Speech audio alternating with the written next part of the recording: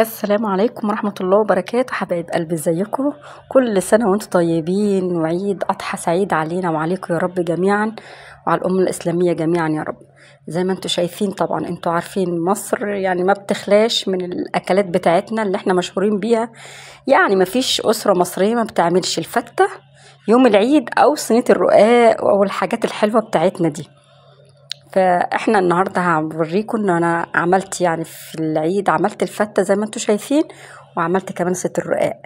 ايه رايكم في الفته الجامده دي؟ طبعا انتوا كلكم طبعا اساتذه فيها، يعني الحمد لله.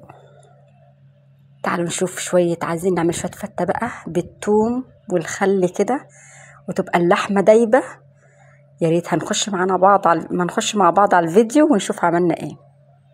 هنا جبت العيش بتاعي وبدات اقطع فيه زي ما انتم شايفين. تمام. قطعته، انا الرخامه بتاعتي نظيفه فعادي جدا قطعت عليها. وجبت صينيه هنا وحطيت فيها معلقه سمنه كده على العيش، وبدات يعني اعمل العيش كده في السمن عشان احطه على طول في الفرن، بدل ايه يعني يتحمص، بدل ما هوجع في قلبي لسه هحمصه. فقلت احطه في الفرن. هنا حطيت بقى حبه زيت ومعلقه سمنه عشان الرز بتاعنا يبقى مفلفل كده وجميل. وتقعدي تقلبي فيه كده طبعا، وتحطي ما تنسيش الملح عشان يخليه معاكي حلو كده، لما يستوي يبقى كويس قوي. طبعا هنا حطيت ميه، كنت غاليه ميه، وبعد كده كملت شوربه عشان طعم الرز يكون فيه طعم الشوربه بتاعنا ده. تمام. انا كنت سلقه اللحمه بقى ومجهزاها وموضباها يعني، والدنيا تمام بالنسبه لي.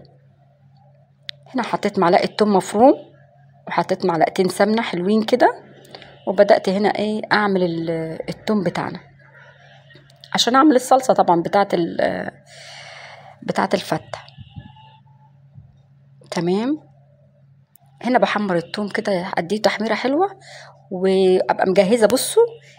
بصوا كوبايه كده صغيره، دي كوبايه قهوه او فنجان قهوه خل. فنجان قهوه خل انا هطش بيه التوم بعد ما يتحمر. وبعد كده حطيت الطماطم بتاعتي، وبعد كده براحتك حطي بقى التوابل بتاعتك. ماشي، تحطي مكعب مرق الدجاج. انا حطيت مكعب مرق الدجاج فيها، وحطيت التوابل كانت ملح وفلفل اسود وكزبره وكمون، حاجات بسيطه كده. هنا اللحمه بصوا مستويه وزي الفل اهي. اديتها تشويحه في حبه زيت، ما حبيتش احط سمنه بصراحه، حطيت زيت عشان يبقى خفيف شويه، لان الاكله كده كده بطبيعتها يعني تقيله بجد. هو الاكلات دي تقيله يعني، تقيله قوي استخدامنا في السمنه، وغير ان اللحمه نفسها برضو بتبقى تقيله. بس كل حاجه ولها طعمها سبحان الله. هنا حطيت معلقه توم مفروم كده. لما بدات اللحمه تحمر شويه، انا بحب احمرها في التوم كده، بعد ما تحمر شويه اروح حاطه حته التوم دي، واروح ممشيه فيها اللحمه. بتدي طعم وتست روعه، يوديلك اللحمه كده في حته تانية. شايفين عماله اقول لكم الريحه فحفحت.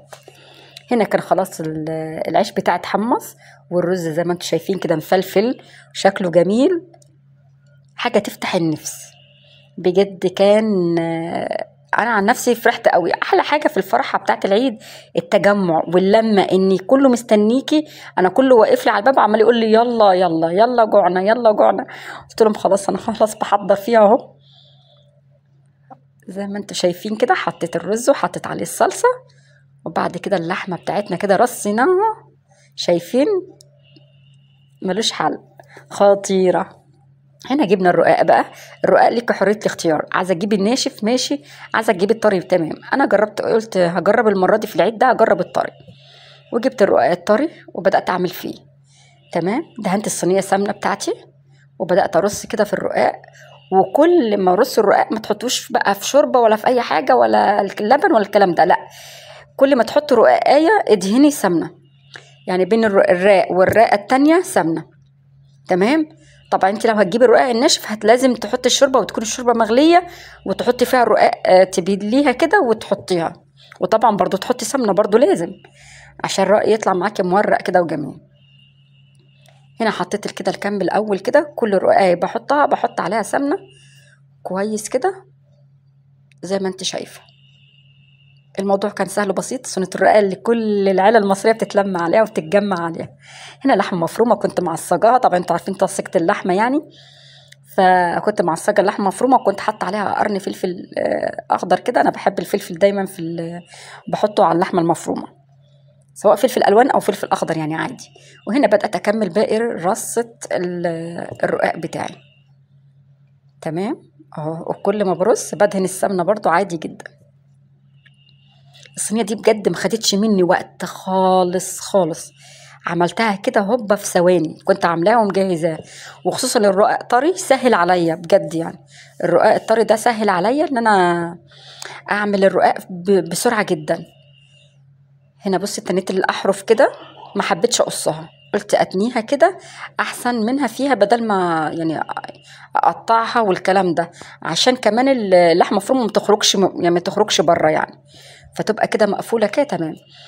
وهنا جبت صينيه تانية وبدات بقى ايه يعني ادوس اضغط كده بحيث اثبت الرقاق نفسه في الصينيه كله ياخد شكل متساوي. بصوا خدت الشكل المتساوي اللي انا نفسي فيه واللي انا عايزاه.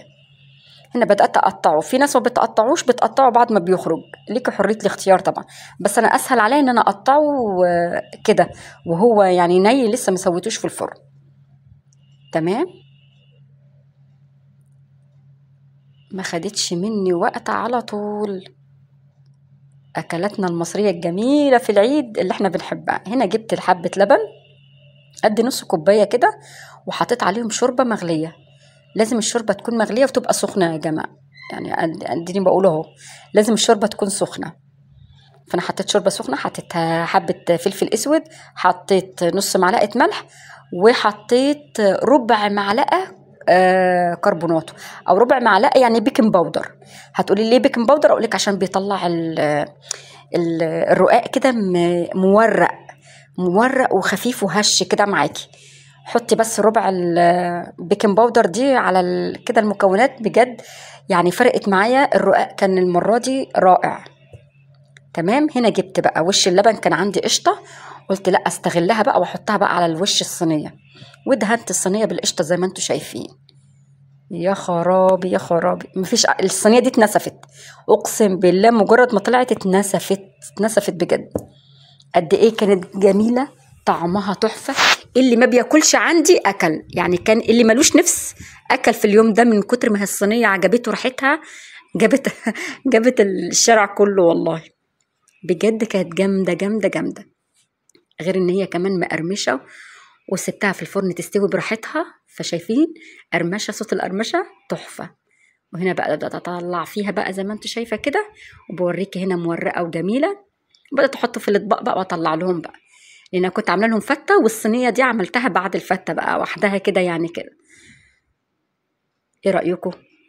يا رب يكون كده الفيديو بتاعي عجبكم النهارده، وكل سنه وانتم طيبين وعيد مبارك عليكم.